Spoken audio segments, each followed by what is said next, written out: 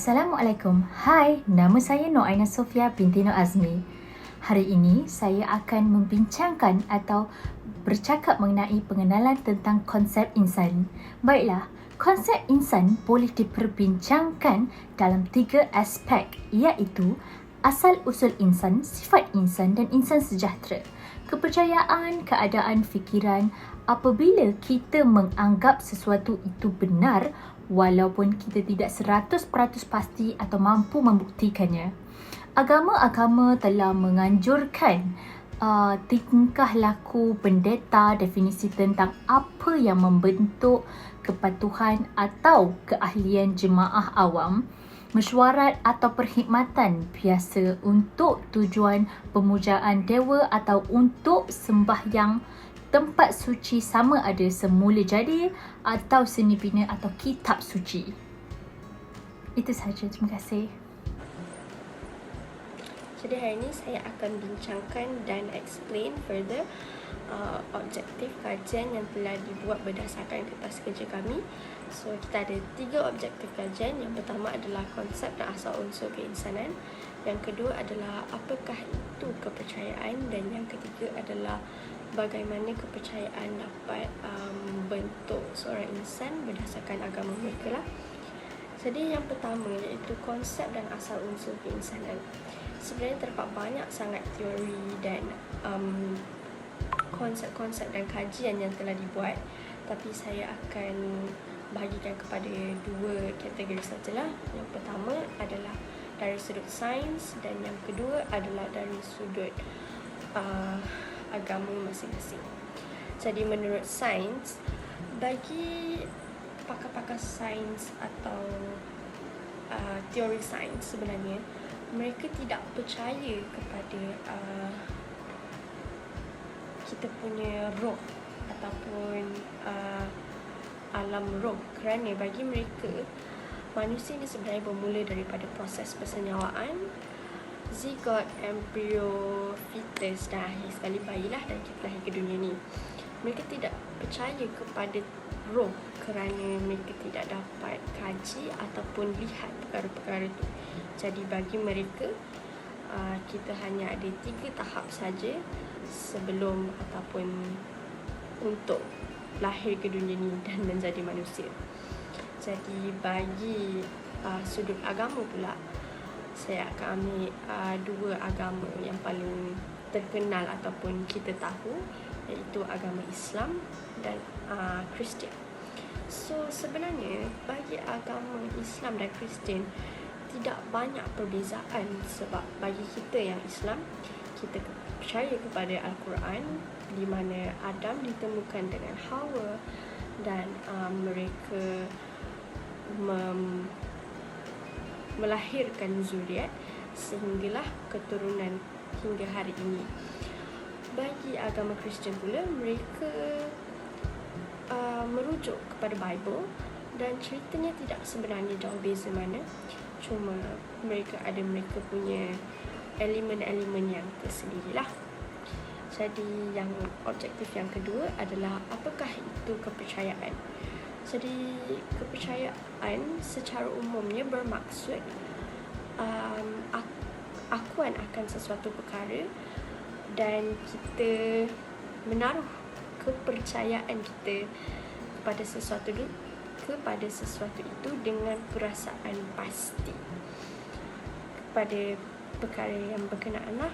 So kita ada konsep kepercayaan dari agama Islam, Kristian, Buddha, Hindu dan banyak lagi lah kepercayaan yang kecil-kecil di dalam dunia ini sebenarnya.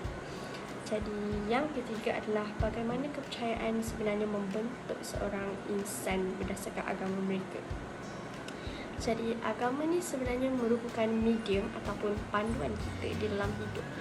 Bagaimana kita perlu bercakap, berpakaian, bagaimana kita membuat setiap perkara di dalam hidup ni.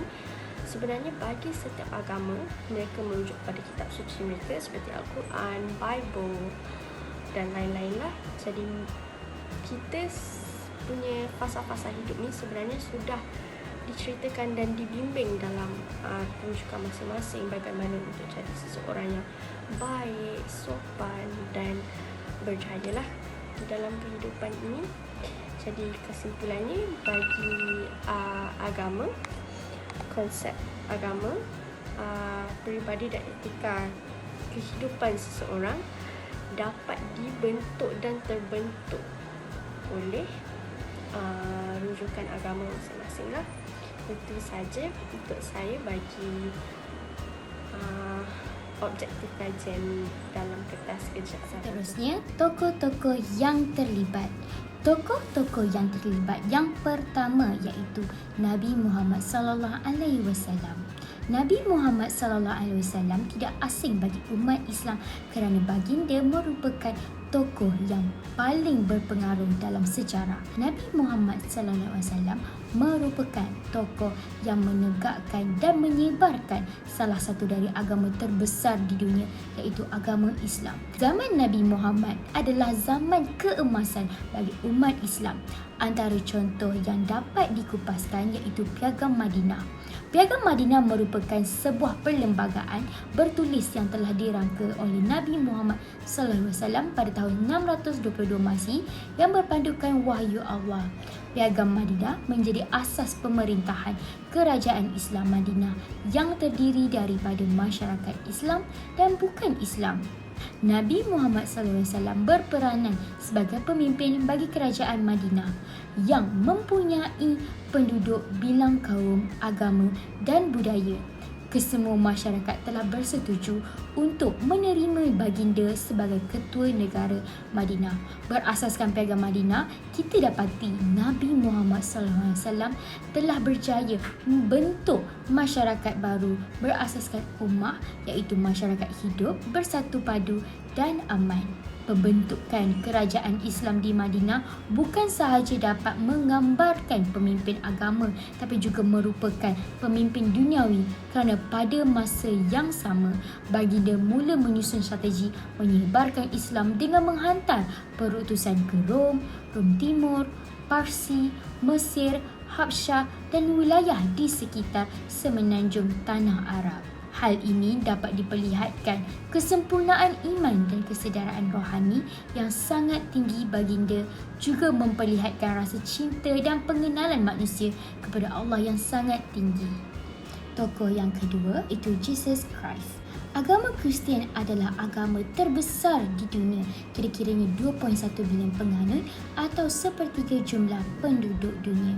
Kristian adalah sebuah agama monotesis yang berdasarkan kehidupan dan ajaran-ajaran Yesus dari Nazaret sebagaimana ditunjukkan dalam karya-karya para pengikutnya dalam Perjanjian Baru. Agama Kristian berkongsi semua kitab-kitab dalam Alkitab Ibrani dengan agama Yahudi dan sebab itu agama ini juga digelar sebuah agama usulan Abraham.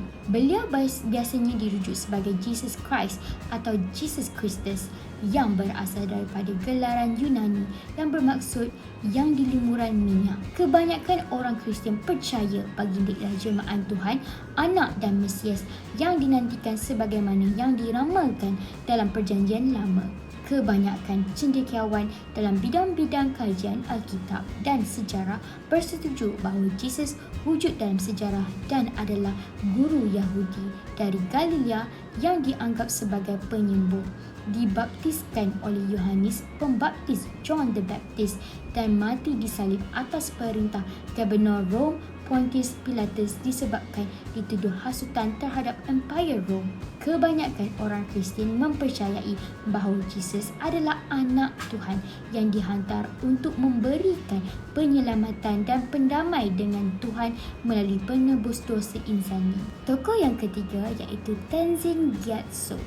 Tenzin Gyatso Dalai Lama yang ke-14 merupakan tokoh spiritual yang paling berpengaruh sejak tahun 1935 dan merupakan pemimpin rohani dalam agama Buddha Tibet. Penganut-penganut Buddha Tibet mempercayai bahawa Dalai Lama merupakan inkarnasi iaitu kelahiran semula.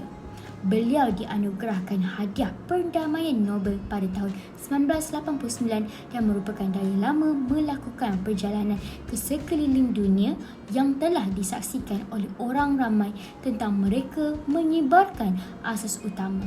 dan Tibet iaitu meningkatkan kepribadian seseorang itu ke arah orang yang luar biasa sehingga mereka memiliki cita-cita damai, tenang dan penuh kasih sayang saat menghadapi masalah-masalah di dunia. Tokoh yang terakhir sekali iaitu Mahatma Gandhi atau dikenali sebagai Mohandas Karamchand Gandhi merupakan tokoh yang paling terkenal dan pemimpin yang paling tersohor di India kerana menganut agama Hindu. Mahatma Gandhi merupakan tokoh perjuangan nasionalisme di India yang terkenal dengan falsafah perjuangan beliau iaitu Satyagraha dan Ahimsa yang merujuk kepada pendekatan perjuangan bersifat sederhana. Terdapat sesetengah pihak dalam kalangan masyarakat Hindu yang menyanjungi dan menentang falsafah beliau ini. Namun, beliau amat bertoleransi dan berusaha untuk mengurangkan ketegangan komunal antara masyarakat majoriti dan minoriti di India iaitu Hindu dan Islam. Malahan, Gandhi menegaskan enggan memperjuangkan kemerdekaan sepenuhnya jika perpaduan antara masyarakat Hindu dan Islam tidak tercapai. Assalamualaikum, nama saya Muhammad Amsyar Birusidi. Jadi bahagian saya adalah menerangkan pasal kesan-kesan. Okey, dekat sini ada 4. Yang pertama, saya akan terangkan pasal agama dapat meningkatkan ekonomi sesebuah negara kerana setiap agama amat mementingkan kod etika dan aturan modal yang dinamik. Okey, dekat sini, mengikut Weber 1930, dengan adanya kod etika, Protestan dapat menyumbangkan kemakmuran ekonomi dan industri moden di England dan di Eropah Barat lah. Mereka ni juga berpegang teguh kepada etika Protestan iaitu kepercayaan kepada agama Kristian yang bahawa mengharapkan penganutnya bekerja kuat, menabung, melabur dan menunjukkan inisiatif perniagaan. So maksudnya dia macam agama Kristian ni dia lebih cenderung kepada arah perniagaan lah. Okey, untuk yang kedua pula adalah penyatuan agama akan menjadi sangat penting bagi masyarakat kerana agama membangunkan ikatan sosial dan menyatukan individu dengan individu yang lain.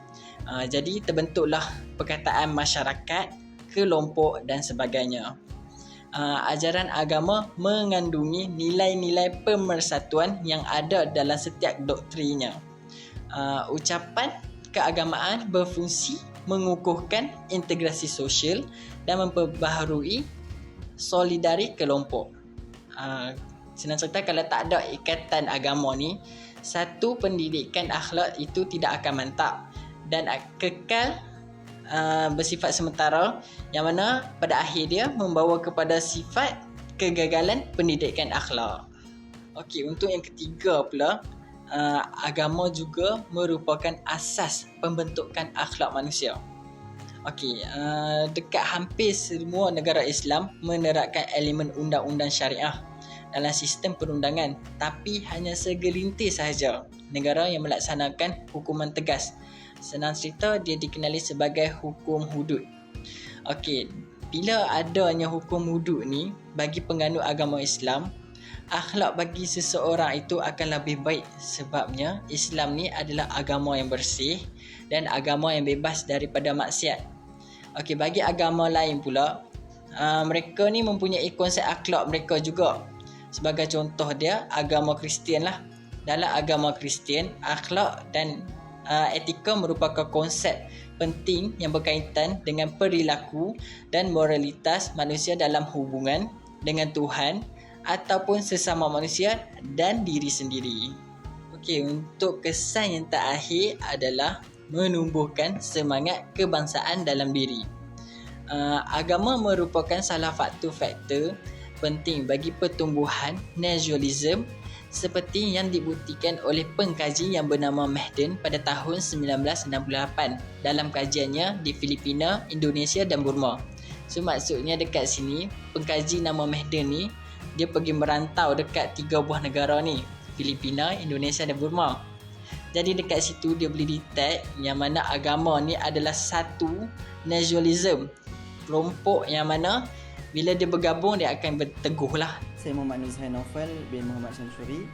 Cabaran dan isu yang pertama adalah amalan rasuah yang kian berleluasa dan masih menjadi amalan dalam setengah organisasi yang menyebabkan sistem pengurusan semakin lemah.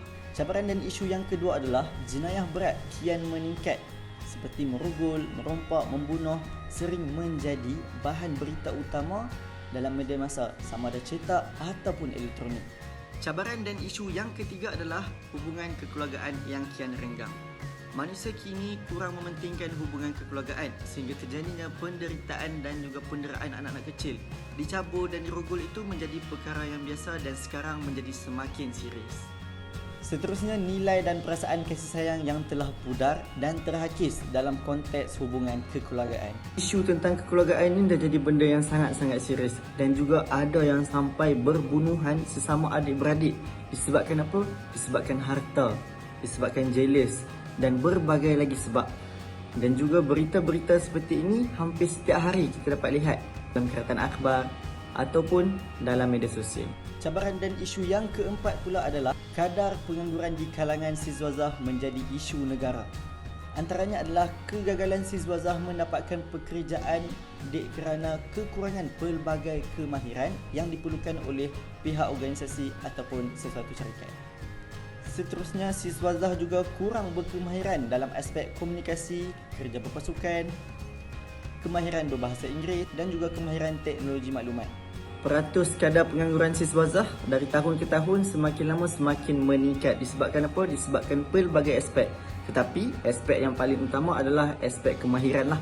Okay. Sebab apa aspek kemahiran? Sebabkan pihak organisasi dan juga pihak syarikat sekarang ni lebih cenderung memilih untuk graduan yang mempunyai kemahiran berbanding graduan yang tidak mempunyai kemahiran. Sekarang saya akan terangkan cara-cara mengatasi.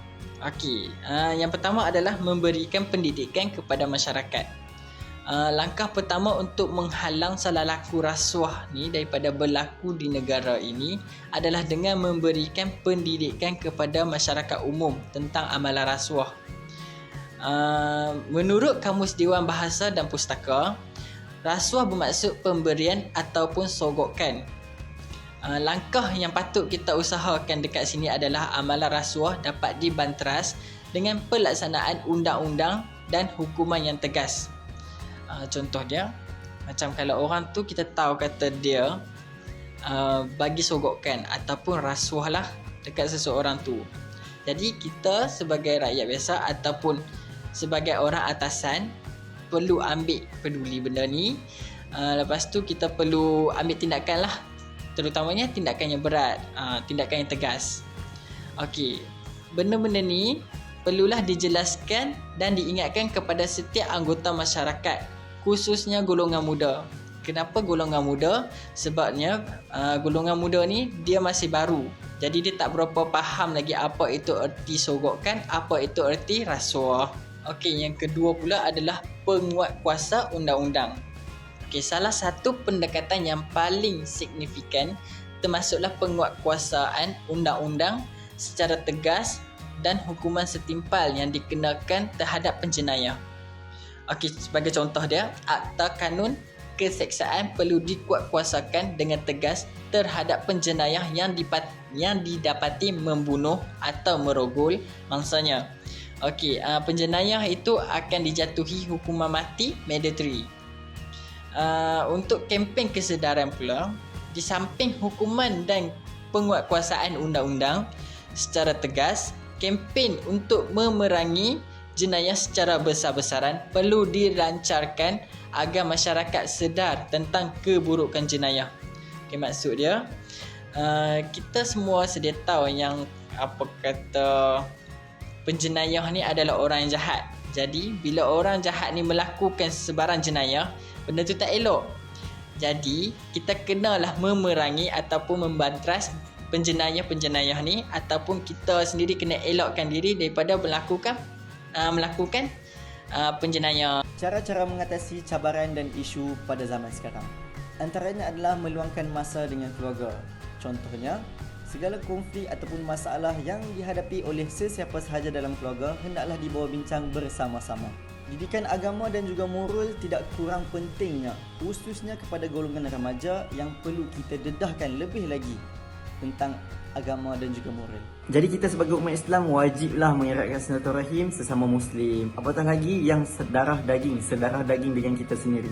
Elakkan permusuhan, elakkan pergaduhan, lebihkan berbincang, lebihkan ukhuwah, eratkan ukhuwah antara satu sama lain. Ingat, kalau ada sebarang masalah ataupun isu, lebih baik bincang dengan family terlebih dahulu dan elakkan daripada sebarkan di media sosial. Okey, bincang terlebih dahulu.